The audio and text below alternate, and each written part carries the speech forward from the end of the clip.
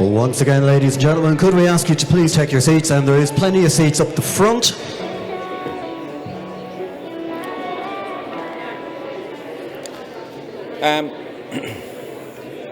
Ladies and gentlemen, a very good morning to you, and you're all very welcome to Naas for this ASA conference. So we're going to get started even as people are filtering in at the back, because we're running a couple of minutes behind time, but not too bad. And we have a very busy day ahead, as we usually do at this wonderful event. It's fantastic to be back among great friends and familiar faces. And for those of you attending your first ASA conference, you're very, very welcome. It is certainly the creme de la creme of agricultural conferences in Ireland that we all look forward to each year. And once again, the ASA committee have brought together an A-list of experts, and mirrored by a lot of experts in the room as well in the audience, to discuss the big challenges. And that's the word we hear at all of these conferences year in, year out. Challenges. What are the big challenges facing farmers? There isn't an interview goes by on radio where that question isn't asked.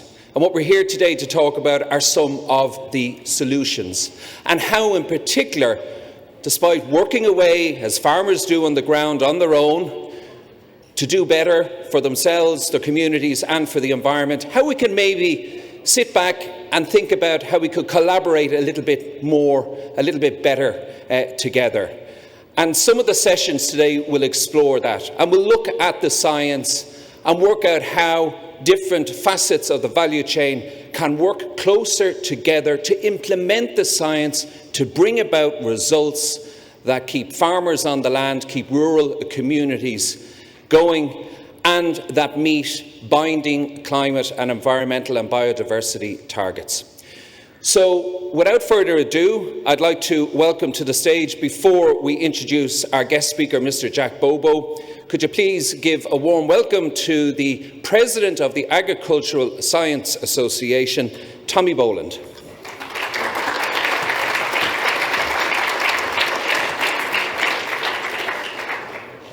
Invited guests, friends, colleagues and fellow ag scientists, it's my great pleasure to welcome you to the 2023 Agricultural Science Association Annual Conference here at the Killishy Hotel in Naas, County Kildare.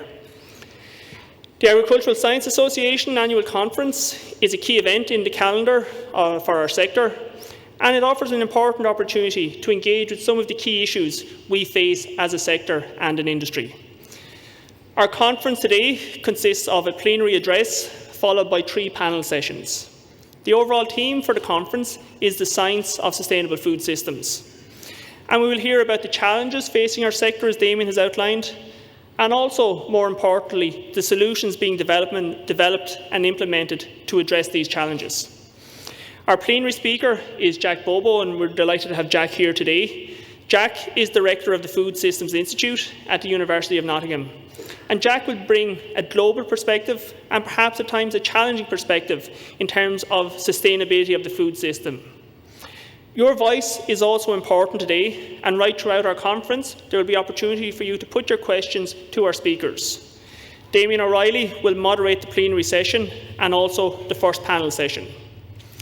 That first panel session will take place after coffee break, and will look at framing and addressing the challenge of a sustainable food system. The panel consists of Professor Dolores O'Riordan, Vice President of Global Engagement at University College Dublin, Tara McCarthy, Global Vice President of ESG at Alltech, and Jim Bergen, CEO of Tirlán. The session will focus on the challenge of delivery and payment of sustainable food systems, the initiatives currently in place to do so, and the training of our future sustainability leaders. In the second panel session, we will hear from Dr. Joran Diekman, who is joining us remotely, the head of Nestlé's Institute of Agricultural Sciences, and Margaret Berry, head of sustainability at the KEPAC Group. This session will focus on understanding the signals being received from the customer and the consumer, and how these messages are being relayed to the primary producers, and also the role of the processing sector in supporting the primary producer in adapting their systems. to ensure societal, economic and environmental sustainability. That session will be chaired by Bill Callan, Chief Inspector at the Department of Agriculture, Food and the Marine. You will be glad to hear we will then take a break for some much needed nourishment, and our lunch is kindly sponsored by KeyPack. For our third session, William Minchin, newly appointed CEO of the Agricultural Trust, will chair a panel consisting of Gillian O'Sullivan, a dairy farmer, in what has been a very eventful 24 hours for the dairy sector and the farming sector in general, Dr. Stan Lawler, Director of the Knowledge Transfer at Teagasc, and Barry Larkin, CEO of the Acorn Group.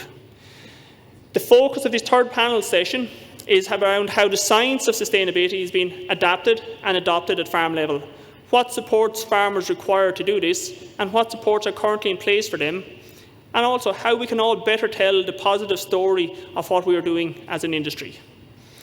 Our conference will be closed by an address from the Minister of Agriculture, Food and Marine, Charlie McConalogue, and there will be an opportunity to put some questions to the Minister. Before we proceed, I do wish to acknowledge the generous support we have received from our sponsors. I firstly would like to thank our conference partner, FBD Insurance, without whom it would not be possible to deliver this conference today. Also, our session sponsors, MSD Animal Health, Tirlawn and Alltech, your contribution is essential to the delivery of this conference and is greatly noted, and the Irish Farmers Journal, who has sponsored the ministerial address. Finally, I would like to thank you, the audience, for taking your time out of a very busy schedule to come to today's conference, and I hope you find it engaging and enlightening.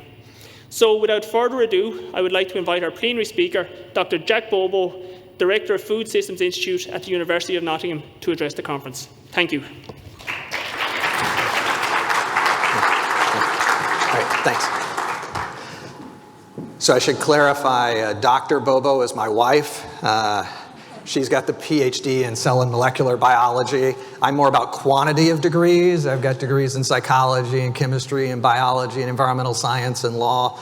I like quantity over quality. I'm excited to be here to talk to you today. I'm probably not really going to talk about the science of sustainable food systems. I'm going to talk about how we talk about the science of sustainable food systems in terms of communication, in terms of psychology, in terms of how we bring people together, as Damien mentioned. So I've only been in this job for 8 weeks, and my goal is to figure out how we bring the food system together to solve some of these challenges. And so hopefully we'll get into some of that today. I'm not going to talk a lot about the university, but I think that it is going to be a place where we can bring people together and convene and have important conversations. So I want to start with a little bit of a baseline, though. So I want to ask you guys, how many people in the room are rooting for the success of alternative proteins? How many people really love plant-based burgers and want them to succeed? I think I see 3 hands. Okay. All right. So maybe this is not my audience. I don't know. All right. We're going to return to this. So I want to keep in mind, though, how we think about things and what we know and what we believe are not necessarily the same. And so I want to give you guys a visual of this. So how many people look at this and think square B is lighter than square A? Anybody think that? Okay, not everybody's raising their hand. I assume they don't trust me, which is absolutely reasonable. It's probably the right place to be. I think most of us look at this and we think, okay, A and B are different and B is definitely lighter. And so what I'm going to do is I'm going to bring that block down, and when you cover them, you see that they're actually exactly the same shade of gray. Why am I talking about this? The point is that just because we believe something and we're like 100% sure that B is lighter doesn't make it so. Sometimes things that we know are just wrong. And so we need to be able to change our minds. We need to be open to the possibility that different things may be true. And so next question for you is, how many people think they're open-minded? Anybody? Anybody? All right, we got a lot of open-minded people here in the room. All right, so when was the last time you changed your mind about something that was like important to your values, not, I like Pringles and now I like Lay's potato chips? Was it last week? Anybody like changed their mind about something super important last week? Last month? Last year? A few people? For most of us, I'd say it's actually kind of hard to identify anything that we've changed our mind on that was like really important to us. And I say that not because we don't change our mind, but actually when we change our mind, we forget that we used to think something different. That way it keeps us from having to admit that we were wrong in the past. But the point is that we need to be able to change our minds. It's not a sign of being wrong, it's a sign of growing. And so, that's important as well. And so I want to get back to this issue of alternative proteins later on at the end of the session. So now, really quickly, I want to go through some things. Agriculture's impact on the planet. In many ways, there's nothing we do that has a bigger, more negative impact, and you guys have heard that a lot, but there's nothing more critical for our daily survival. I think we all know that. If we were to talking about land, 40% of all the land on Earth is devoted to agriculture. The amount of cropland is the size of South America. The amount of pasture land is the size of Africa. There's nothing bigger than agriculture in terms of land, and the footprint is as big, if not bigger, than we'd want it to be. If we were to talk about water, the Colorado River, the 5th largest river in America, no longer flows to the sea. And that's largely because of agricultural withdrawals of water. 70% of all fresh water goes to agriculture, you know this. If we were to talk about climate change, 10 to 15% of greenhouse gases come from agriculture, another 10 to 15% come from deforestation, 80% of which is caused by agriculture, more than almost anything else. But for every dollar you invest in wind and solar, you get less than $1 back because they're less efficient than fossil fuels. Now, those are critical long-term investments for our future, absolutely. But for every dollar, every euro, every pound you invest in agriculture, you get 143 back everywhere in the world. Positive rates of return. You have to wonder, would consumers rather pay more for their energy or less for their food to get a cleaner environment? How do we get people excited about this opportunity that agriculture presents instead of beating up on you for what it's not doing? Now, we also know that we're going from 8 to 9.5 billion people by 2050, and so that's an enormous challenge. So we're faced with lots of challenges. We need 50 to 60% more food by 2050. We need as much as 100% more protein. Huge challenges, and we already have this huge environmental footprint from agriculture, and things could get worse if we don't find a way to do it better. But we also have 800 million people who will go to bed hungry today. Absolutely unacceptable in the world we have today. As many as 9 million people die of hunger-related illnesses every year. That's 10,000 or 25,000 people today. That's 1,000 people over the next hour. That's one person every 4 seconds. Now, there's not a person in the room that wouldn't get up and go and help a child that they saw that was in need. But too many people don't see those people in need, and they forget how important the work that you're doing is. How do we help people to understand that these are people's lives? Now, have any of you heard the idea that our food system is broken? I hear that a lot. But the question for me is, well, if our food system is broken, when was it not broken? Was it better 5 years ago, or 10 years ago, or 50 years ago? I don't think so. Just looking at some statistics, about 10% of the people on the planet are going to go to bed hungry today. Absolutely unacceptable. But if you go back 30 or 40 years, it would have been about 20% of all the people on the planet would have been going to bed hungry. If you go back 60 years ago, about 30% of all the people on the planet would have been going to bed hungry. It's how you look at it. Where if you look at the number of people, children that are dying before the age of 5, it's dramatically lower than any other point in human history. And I say this because, again, often people are beating up on agriculture for what it's not doing, but they're not talking about what it is doing. Things are wildly better. Now, I'm going to give you some statistics from the United States, but I know that you could get some of the similar statistics here in Ireland. The resources necessary to produce a bushel of corn in the United States, we do that between 1980 and 2011. We do it with 35% fewer greenhouse gas emissions. There's 40% less land needed to produce that. There's 40% less energy, 50% less food, and there's 60% less erosion on the land. Now, I know if you look at the dairy industry here, you've seen dramatic improvements in productivity, perhaps not as much on beef and some of the crops, but over time, there have been dramatic improvements. And I say this because, these aren't just improvements, these are dramatic improvements in agriculture, and I don't think most people appreciate where we've come from and where we are and where we're going. Now, one thing that I found interesting, I was reading this report from the World Resources Institute, and it talks about what do we need to do to get to a sustainable future? And they talk about things like alternative proteins and shifting diets and reducing food waste. What organizations and conservation groups seldom talk about is that big green bar. And that big green bar is business as usual. It's the incremental improvements in agriculture every single day will get us 2/3 of the way to a sustainable future. Think about that. The work that you do every day gets us 2/3 of that way. So instead of blaming agriculture for not getting us all the way, why not help you get across the finish line? The challenge is to get to our 2070 goal by 2050. That's dramatically different than saying things are bad and getting worse. In many ways, they're good and getting better, but not fast enough. How we frame this conversation is critical to whether or not people want to come together to solve problems, or it just further divides them.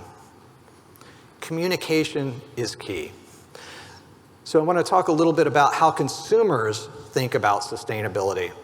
So when I talk to consumers, I think in terms of what I call local sustainability and global sustainability. And for consumers, they really think in terms of local sustainability. And what does that mean? It means that for most consumers, if you use less water, less fertilizer, less insecticide, well, then you're probably more sustainable. And it's probably true that you will have less of an impact on that piece of land if you use fewer inputs, but you'll produce less as well. I mean, there's a reason that you're using those inputs, right? And so the problem is that the benefits of local sustainability are felt locally, but somebody else has to make up the difference for the loss in yield. And that's global. So the impacts are global, the benefits are local. With intensive agriculture, you can see the nutrient runoff, you can see the erosion, you can see the problems. The impacts are local, but the benefits are global. Somebody someplace else doesn't have to make up the difference, and it's very hard to see those benefits. Sustainability is just a continuum from local sustainability to global sustainability. It's really just about trade-offs. There will always be trade-offs between the two. And the challenge we have is to figure out where can we be more intensive in our production and where should we be more careful in how we produce food. That's the question that we should be asking. And so one thing I wanted to touch on briefly is the farm to fork strategy. And some of the things that it asks to do is to reduce pesticide use, reduce fertilizer use, move to 25% organic. And if the EU were to achieve the goals laid out in the strategy, what would the result be? Well, according to the European Commission, it will lead to a 15% reduction in production in Europe. So you'll produce 15% less food, which means you will import a lot more food. The country that sends the most food to Europe in many years is Brazil. I'm not sure that it makes sense to export your environmental footprint to arguably the most biodiverse country on the planet. But it's not about good and bad and right and wrong. It's about choices and consequences. We need to think about who should be producing that food, where that food should be produced, how do we do it better every day. So one of my concerns with the strategy is that it could lead to an export of your environmental footprint in Europe, unless you're able to find ways of reducing that someplace else. Now, two ways that they're trying to do that in Europe: deforestation legislation, the carbon border adjustment mechanisms. But it's not clear that they're going to have that impact in terms of deforestation. Europe imports a lot, but it doesn't import everything. And Brazil, just as an example, Europe could import 100% of its products from Brazil with a certificate that says deforestation free. China could import all of the food that it imports from Brazil with certificates that say it's deforestation free. The problem, the market in Brazil is big enough to absorb all of the deforestation products. So everybody gets a certificate and everybody says our food doesn't have an impact on deforestation, and deforestation continues at exactly the same rate. That would not be a great outcome. How do we ensure that as you're making these efforts, we're actually improving things in other places, not just a certificate or a piece of paper that says you're doing okay? And that's where I think that it's important that we be able to change our minds. And I think one area where that's been happening is in terms of innovation. That there's been much more of a discussion in the last year or two about how Europe needs to step up in terms of innovation to fill that gap. And I think that's exactly right. That we need to find ways of improving the productivity so that Europe doesn't have to export that footprint, so that you can reduce pesticide use and maintain yields, so that you can reduce fertilizer use and maintain yields, so that you can move to more agroecology in some places and have more or intensive agriculture in other places that still has less of an impact. And all of that requires innovation. One area where that's happening is in terms of gene editing. There's been a lot of progress in the last year, proposal out from the Commission. So there are things that are beginning to move. Things are getting better, but not fast enough. How do we accelerate the pace of innovation and change? And why is it important? Well, if you look at improvements in production globally over the last 50 or 60 years, we produce dramatically more food in the world today than we did back in 1960 on almost exactly the same landscape, the amount of acres under cultivation. Dramatically more food. And there are about 3.6 billion hectares of forest left on the planet. And what people forget is that without innovation, if we were farming today the way we did in 1960, we would need 1 billion additional hectares of land. 1 billion hectares of land to produce the food that we do. That's what agriculture has delivered. Yes, we see forest in Brazil that are cut down for soybean fields and livestock production, but what we don't see is the billion hectares of forest that only exist because of improvements in agriculture. We forget that innovation in terms of technology and management practices, that's what saved that billion hectares of forest. Agriculture may be the biggest driver of deforestation, but it's the single biggest reason forests continue to exist. We often talk about sustainable agriculture. I don't really believe there is any such thing as sustainable agriculture. I believe in more sustainable agriculture, that we can do things better next year than we did it this year, but I don't think we'll ever reach a point where we're like, we've solved that problem, let's move on to something else. So I like to say that sustainability, it's a journey, it's not a destination. And farmers have been on this journey for over 100 years. Things are continuously getting better. It's great that many conservation organizations and governments and others are getting onto participating in this journey as well. For me, a lot of it comes down to how we communicate, how we talk about it, because innovation is really about efficiency, and that's what many think of when they talk about sustainability. The words we use matter. I was with a conservation organization, the Nature Conservancy, the world's largest conservation organization, and many conservation organizations like to tell you what you should do instead of talking to you about what you could do. Now, I don't know if any of you have children, but I do, and like when I tell them what they should do, I'm pretty sure they're going to do exactly the opposite. So why do people think that it's going to help when people who don't farm tell farmers how they should farm? We need to change what we do. Should is annoying. Could is an opportunity. I think we all want to do better, and we would all are happy to have help to do it. And so we have these different perspectives. So we have these competing views of what our food system should look like. On one hand, we have this slow food movement that says we should be producing food the way it was produced 100 years ago. And on the other, we have this intensive agriculture system that says we need to be moving faster and faster and faster. And I think many people see them as moving in opposite directions. And I just don't think that's true. I think that there actually could be two ends of a spectrum, and that there will be trade-offs between the two, but they each contribute something to our system. Now, I also like to say that people love innovation almost as much as they despise change. And there is no place that people despise change more than in the food they eat, because food is what brings us together with friends and family. And if you mess with my food, you're messing with my family, and people don't like that. But if we don't change how we produce food, everything will change. So how do we create this excitement around it? You know, consumers have never cared more nor known less about the food they eat.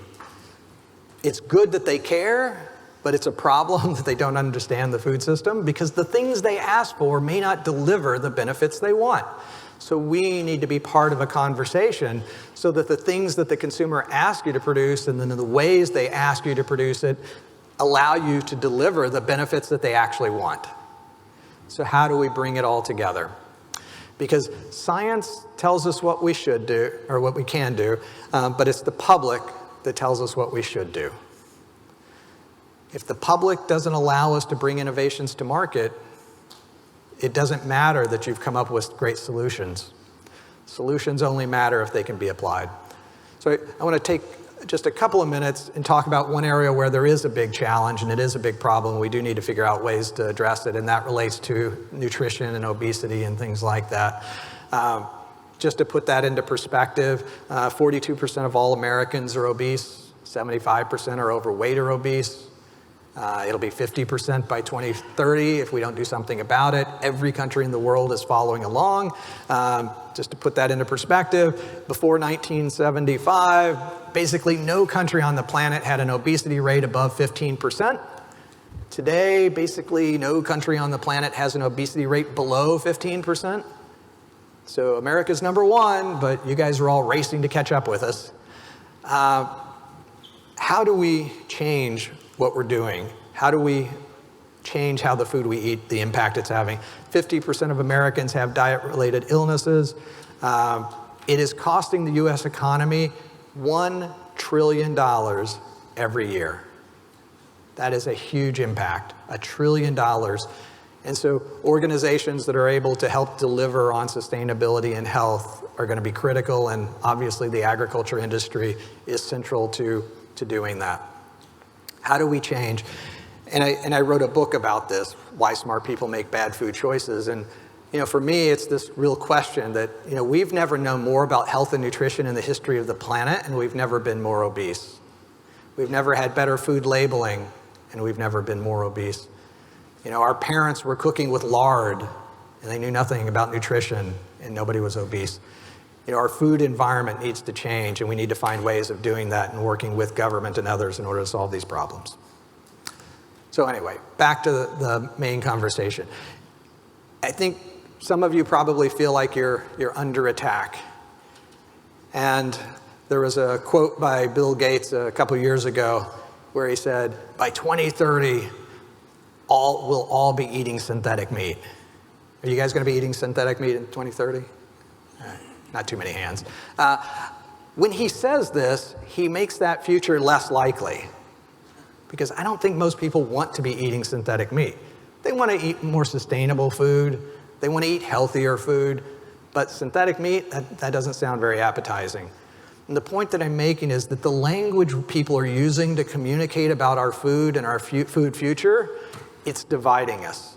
It's making it harder for us to come up with solutions and to work together. There was this report that came out a few years ago that said that, you know, by 2030, there's going to be a collapse of the dairy and the livestock industry.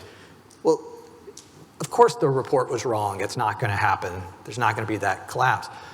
But just making that claim makes people concerned and makes people want to react and respond and try to find some way of keeping that future from occurring.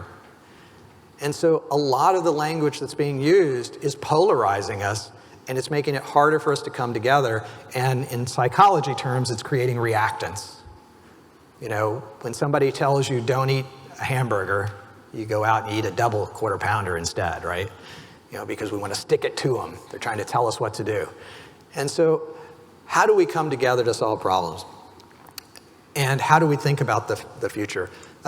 I think it's good for us to think about, you know, demographic trends. We often think in terms of what's going to happen in the next year, in the next 18 months, or maybe in the next 2 or 3 years. We seldom sort of look even further out, what the world's going to look like in not just 2050, but even 2100. And so I think most of us, when we're thinking in terms of markets and others, we're probably thinking in terms of China and India. But I think it's worth noting that while China and India have the most people today, by 2100, 5 of the 10 largest economies in the world will be in Africa. The population of China will be half what it is today by 2100. So the world that we're thinking of is going to change very rapidly. Now, you may be thinking, 2100, that is a very, very long way in the future, right? That's more than 80 years. But 80 years ago, well, that's 1940. That doesn't seem that far away. Things have changed a lot since 1940, and they will change again. And so, again, the point that I'm making is that that future is not as far away, and we need to be thinking about it and preparing for it. So, putting on my futurist hat, I spent a few years as a food futurist, I want us to think about how to think like a futurist. And so, how do most of us think about the future?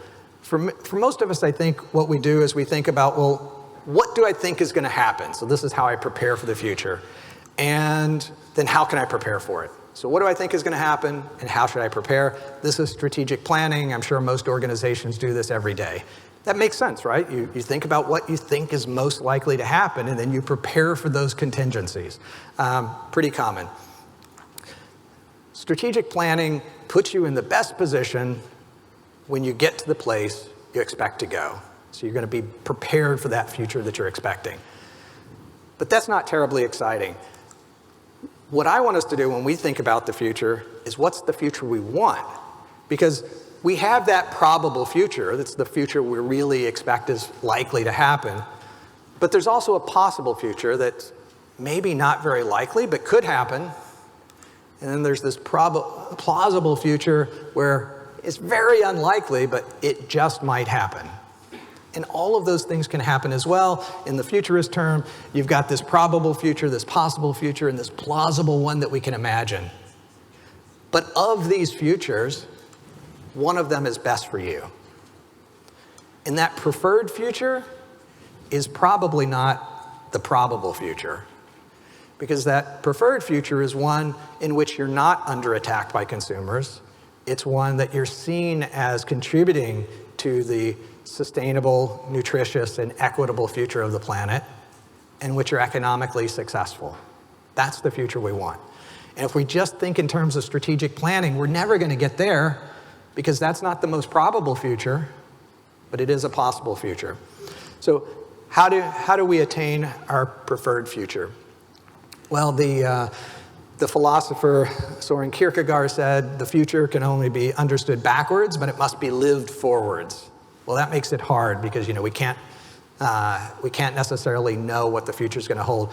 But what we can do is, in futurist terms, we can we start from where we are now, but if we put ourselves in the year 2050 and we think about, we've arrived at a future where you're doing well economically and we've solved our environmental problems, and then we ask, how did we get here?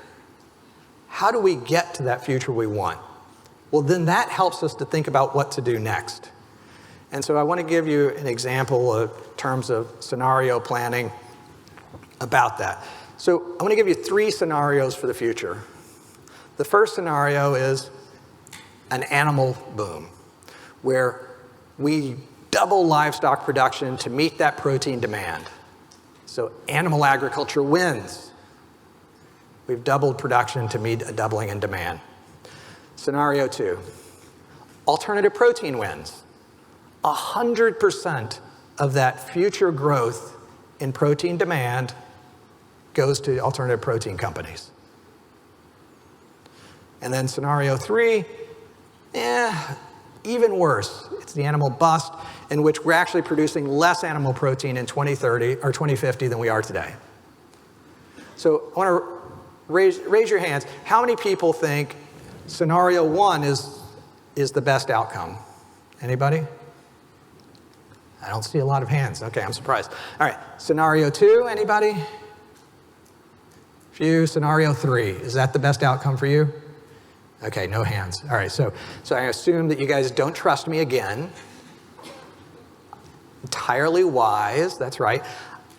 I think scenario 2 and possibly scenario 3 is the best one for you. Because who wins in scenario 1? If we double the amount of livestock on the planet, the winners are in Brazil and Argentina, because you are not going to double the amount of dairy cows on your farms here in Ireland. Not going to happen. So somebody somewhere else is going to increase livestock production and dairy production, but it's not going to be here. So in scenario 1, demand doubles, supply doubles, your income is at best flat. In scenario 2, demand for real meat doubles, but supply is flat, your income is probably 2 or 3 times higher. And in scenario 3, there's sort of 2 versions of that. One where highly productive countries produce less, and the other is where unproductive countries produce less. That's India and Brazil. And think about it, if we reduced animal production in those extremely unproductive countries, that would be a reduction in livestock production, but your incomes would go up even more. And so the point that I want to make is that the future that's best for you may not be the one that you're fighting for. And that the competitors that you have today may not be competitors in the same way that you see them. That maybe there's room for us to come together. And so it's important that we have this clarity of vision. We need to know where we want to go. But we also want to be flexible in how we get there. The future rewards clarity, but it punishes certainty. If you create rigid rules to how you're going to get to that future, something's going to go wrong and you're not going to be prepared for it. You need to be flexible in how you return, because we want to seek out those voices of clarity but avoid those voices of certainty. Futurism is not about predicting the future. It's about creating the future that you want. So one of the messages I want to leave you with is that you should stop planning for the future you expect, and you should start creating that future that you want. And so why does now matter? Well, we know that we're going from 8 to 9.5 billion people, but we often don't talk about the fact that global population is going to slow dramatically after 2050. And here's what gets exciting, is if productivity were to continue after 2050, for the first time in human history, we won't need dramatically more food. That's an opportunity to reduce the footprint of agriculture. Every day between now and 2050, it gets harder to feed the world. Every day after 2050, it will get easier to feed the world. The challenge is not to produce more and more food forever. The challenge is to get to 2050 without screwing things up. So we need to get there without cutting down our forests and draining our rivers, our lakes, and our aquifers.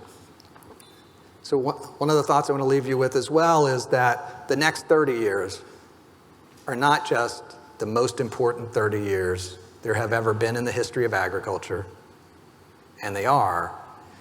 They're the most important 30 years there will ever be in the history of agriculture. And that's why we need to get it right, and that's why this conversation is so important. So, running out of time, some thoughts just to leave you with are that we need to be able to remind people that things are getting better, not worse, just not fast enough. That sustainability, it's a journey, it's not a destination. That there are no perfect solutions, just trade-offs. how we communicate matters, and the next 30 years will determine the fate of the planet. So before I end, I want to ask you one last question. I'm curious if anybody's mind about the potential of alternative proteins has changed. Is there anybody now who may be more inclined to root for the success of alternative proteins? I have never asked this question before in a conference, so at least one person raise your hand. Okay, I got 2, 3, 4, 5, okay. Hopefully this is the beginning of a conversation, because I've been having it with the alternative protein world as well, that a lot of their communication is so counterproductive. It's denigrating part of the food system that they need to be working with. And so I look forward to the rest of the day. So, thanks. Jack. You want to stay with us? Yeah. We'll have a chat with Jack. And we have some roving mics there, ladies and gentlemen, so if you have some questions, please raise your hand and we bring them to you. Maybe I'll just come over here for a moment. Jack, when you were asking questions there, you weren't getting many hands. What does that tell you? I think part of it is that we worry about our own tribe, and the people in this room, they're your family and they're your friends. And if you were to raise your hand and they might not like that. We want to be careful that we don't offend our friends, because we're more worried about our friends in many ways than we are about, how we think about the future. And so I think it's important to recognize that there's a reason that we're cautious. But I just wonder, are we in a form of a culture war when it comes to where we go in the future in terms of protein and agriculture and farming? Is that part of it? It is, and I just don't think it's necessary at all. I think we can change how we talk about it, and we can actually find common ground, and I think that brings people together. We need more of that. Because you talk about being open-minded, and then you show us graphs there about how we farmed 40, 50, 60 years ago. Even in this country, 10 years ago, if we reel back to most farms that are represented here and go and see what they were doing then and see what they're doing now, they've changed quite a lot, which to me makes me believe that they are open-minded to change and to do the right thing. Where I think there is a lack of open-mindedness, and this may sound very biased, is maybe on the other side of the debate. The harshest critics of livestock farming are not open to being convinced that agriculture is actually following technology and doing things at individual level to make a difference. And I think it's unfortunate maybe at a conference like this that we don't have more of the harshest critics of agriculture here. And if you invited them, they probably wouldn't come because they don't want to be actually convinced. So when it comes to that being more open-minded, the narrative is that farming is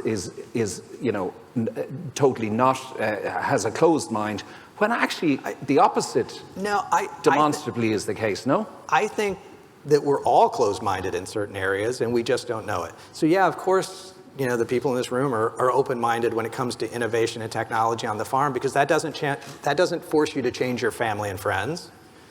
But if you were to say, the future actually needs alternative proteins to succeed and win. We do not want to get to 2050 and have 70 billion additional head of livestock on this planet. That is not going to be good for anybody. That's a hard thing for the ag community to say. And well, there's room for everybody. When it comes to that. And you talk about the farm to fork policy. I mean, when that was written and presented, it was long before we had the invasion of Ukraine. And the argument would be that the EU Commission are not being very open-minded now when you look at how everything has changed in terms of obviously the invasion of Ukraine and the impact that has had on food production and food security. They're not for moving on the targets. So, there needs to be a level of open-mindedness at policy level too, as well as at farm level. Absolutely. I mean, and I think there's more openness to the need for more innovation, but they're not there yet in terms of changing some of those goals. So, okay, have we any questions from the floor? We've bright lights here, so I can't really see if there is. Just raise your hand And do introduce yourself, Mike, just for the benefit of the audience and our guest here, if you could introduce yourself. Thank you, Jack. Mike McGann, a dairy farmer. Thank you, Jack. That's very, very provocative. You reminded me of H.L. Mencken with regard to the complex issues that we deal with. The answers are generally given as simple but wrong. Yeah. Surely where we're losing, like your talk was to the wrong audience. Surely where we're losing is the policymakers and society in general, who have tended towards binary solutions to very complex issues. And is that the drift of society today, that we see everything as two extremes, right and wrong, black and white? Take US politics, case in point, take policy that we're now faced with here with regard to reduction of production in a country that's very suitable for very, very sustainable production. And we're now faced with policies that will have us reducing when other parts will obviously increase. Right. And how do we get that argument to the audience that Damien is just talking about, the policymakers? How do we do that? Yeah, well, I met with them yesterday, and I said the same thing, that it doesn't make sense to reduce emissions in Ireland if it leads to a rise in global emissions. You know, it's not going to be helpful for Europe to meet all of its targets, but to make everybody else's job harder. So I think that needs to be part of the conversation. And so if there's not going to be a reduction in herd sizes, it needs to be coupled with significant investments in innovation and commitments by industry to achieving those goals in other ways. And so, I mean, I think that's part of where it needs to come together. But I'm going to be trying to have those conversations, and I hope to be able to do some of that policy research at the university. One of my big projects over the next year, if I can raise the money, is this protein futures, looking at scenarios for, you know, what would be the economic impact of those three scenarios on your livelihoods, what would be the impact on health and the environment. And I think that will give ammunition to you to be able to talk about what you do, but might be motivation for other types of investments as well. I'm not just talking to you about these things. I am absolutely talking to the policymakers and to some in the alternative protein world to tell them they need to back off. Some of you may have heard of the term clean meat. It was used a few years ago to talk about cultivated meat or lab-grown meat. I'm the guy who killed the term clean meat, because it denigrates part of the food system. I worked with all of the companies in the United States over the course of 10 months, and I convinced them to kill the term, entirely because it was insulting to you, not because they didn't like it. And, you know, there are some small wins. But then, you know, how counterintuitive is it for somebody that wants, you know, a greener, cleaner environment to be encouraging us to eat lab meat? Yeah. Like, what's natural about that?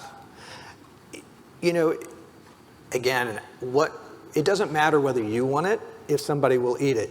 It matters that, you know, 800 million people are going to bed hungry. They need more animal protein in many parts of the world to reduce stunting and improve cognitive development. If we're not going to produce more livestock so they can have food, either we should reduce some of our consumption, you know, in places where we eat probably as much or more protein because we eat too much food. But you know, we should be eating more beans and lentils and other things for our health. Yeah, but Irish people are criticised, farmers are criticised when they make that argument that, well, global demand for protein, dairy and beef is increasing, particularly in the developing world, population growing to 8-9 billion or whatever, that we are best positioned, and the science is there to prove it, we are best positioned in this little small country to actually continue contributing to meeting that demand. And that if we don't do it, it'll be done less sustainably elsewhere. And there's a kind of a finger in the ears from critics to that argument, who say that, no, that how do you know that there's going to be an increase? We don't know that they're going to knock down more forests in Brazil to meet that demand. That's, you know, you can't say that. So is ideology trumping science and research and facts? Well, yeah, I mean, values trump science every single time. We will choose our family over science. So I think that's true. But I do think you can frame these things in a way that changes that outcome. I was working with 2 of the 10 finalists for the Rockefeller Foundation Food Vision Prize. The Dutch and the Chinese team, they had as part of their vision reducing animal agriculture by 30% by 2030. I told them it was a non-starter, that the livestock industry doesn't want to go out of business, so they will fight them. And the alternative protein companies that could fill the gap don't exist.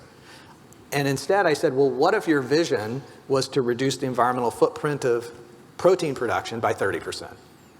Well, livestock industry can help get you there. It's just a tweak in the language, but it's the difference between an impossible vision and a shared vision.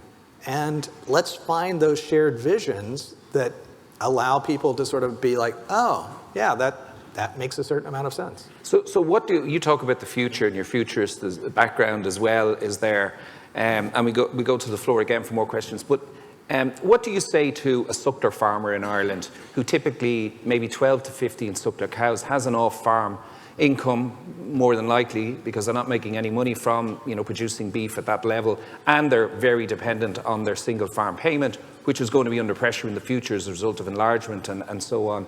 So what is their future? If they're to be open-minded, what should they be thinking about, taking into account the demand for their product, what they're producing on their farm, albeit at a loss to them, is being demanded across the world?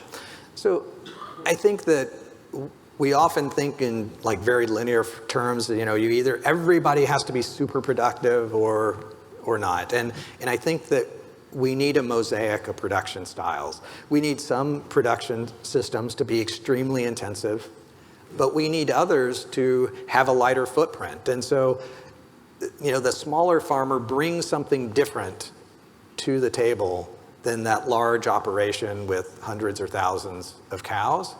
And we need to have a landscape approach to how we're thinking about food production. But that's what we try and market in this country, and then it's knocked down as well. As why are we trying to sustain a small production unit that's not productive? They should go and grow trees. Yeah, but if you had a path to getting there that was different than what the government was saying, hopefully we can find ways of moving that forward. And if part of it was, it's like we need to get part of the way there through sustainable proteins. Well, it's all about challenges, but it's about solutions here today as well. Any more questions from down the back? Yeah, okay. Good morning, Alex Evans from UCD. I enjoyed your presentation. Thank you. I guess the scientists and the industry are all very interested in innovation. And we'd like to create the future that we want with innovation. A lot of the talk, certainly this morning, has been about the innovation in the farm, but let's think about it after the farm, for example. And in particular, apparently the world produces enough food to feed all the people at the moment. So we have a distribution problem. So maybe give us some of your thoughts about sharing the food that we have appropriately around the world, and maybe how innovations can help with that. And it might actually take some of the heat off the challenges of production if we could do that better. Yeah. Thank you. Right, so a third of food is wasted, in the developed world. It's often post-consumer. In the developing world, it's pre-consumer. Food waste, though, is not one problem. It's 100 problems because it's different for every food product, and so it is complicated to be able to solve. It's also complicated because if consumers didn't waste food, farmers wouldn't produce the food. So it's not as if we just would have surplus food that now we can give away to other people. If there's no demand for it from somebody who can pay for it, it doesn't get produced. And so we do need to think, if people in the low-end, middle-income countries had sufficient income, somebody would produce the food for them. So, it's also just about, having the resources. So I do think that innovation can help to reduce food waste, but we also need to raise the income so that people have the resources to buy it, because that will send demand signals and help to create the market to pull those products along. Right now, again, people are consuming more calories than they need.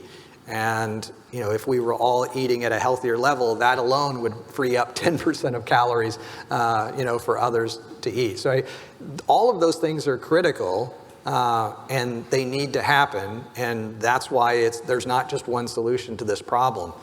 But we need to be investing at all points of the value chain. And that is something, but we don't need to blame the other people for not doing it. Like, your job is not to solve food waste unless it's on the farm.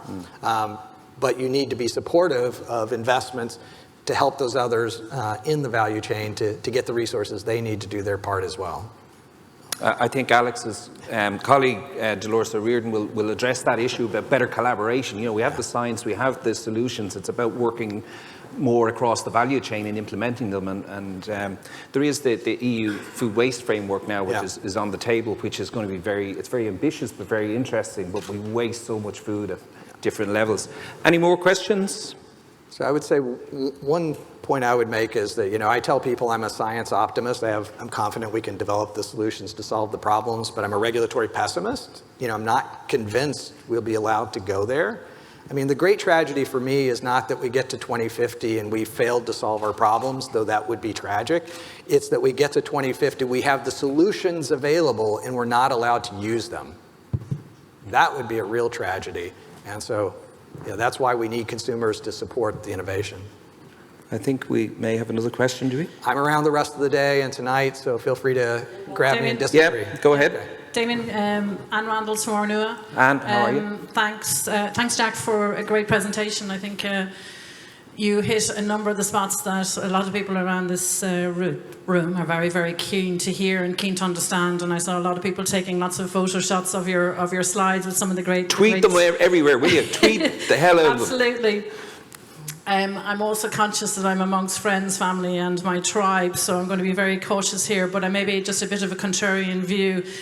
We had Antonio Guterres yesterday talking about a breakdown in climate, which I find words absolutely terrifying. We saw pictures of parts of Greece who are inundated with more rain last 24 hours they've had in 2 years. We've had the record hottest year on record in terms of Europe, and Europe's climate really is under major stress at the moment. So we talked about policy, we talked about innovation, we talked about research, a lot of collaborative work that needs to be done, but I'm just wondering, are we going fast enough? And I'd just like to know your views on that, and maybe do we need to pick up the pace here? Are we being absolutely realistic about what is coming down the line and what is facing us, both in terms of agriculture, in terms of our own lives, in terms of our children's lives, and in terms of our businesses as well? Thank you. Okay, thanks very much for that, Anne. So, I mean, have we our head in the sand a little bit on all of this too, in trying to obviously protect our tribe and protect what we do?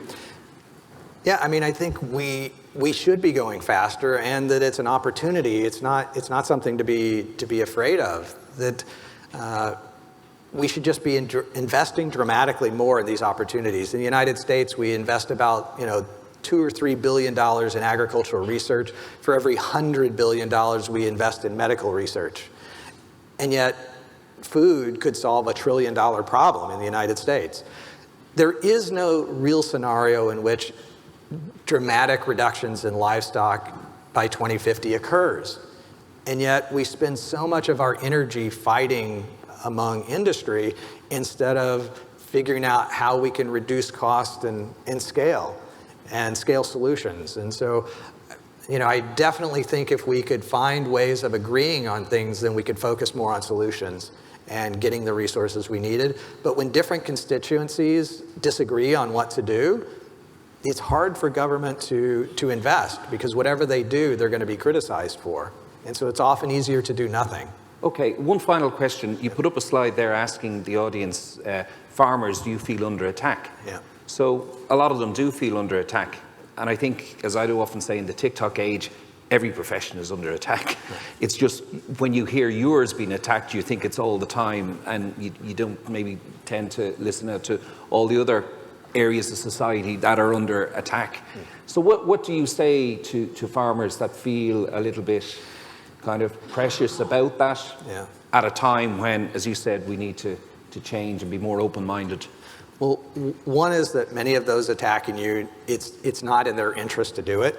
The plant-based food companies that say we want to end animal agriculture, most consumers love your products, and when they say that, they make their products less desirable. So it is just counterproductive for them to take that line of attack with you. The other thing is that, don't put too much stock in the surveys. Young people today are the most open to eating alternative proteins. That's true, and they eat meat at the highest rates. They can also be true. So, two things can be true at the same time, and yet the media is only going to put one of those in the headlines. And so, that's our social media world today as well. Yeah, okay. Well, Jack, it's good to know you're around for the day and people can chat to you a little bit more.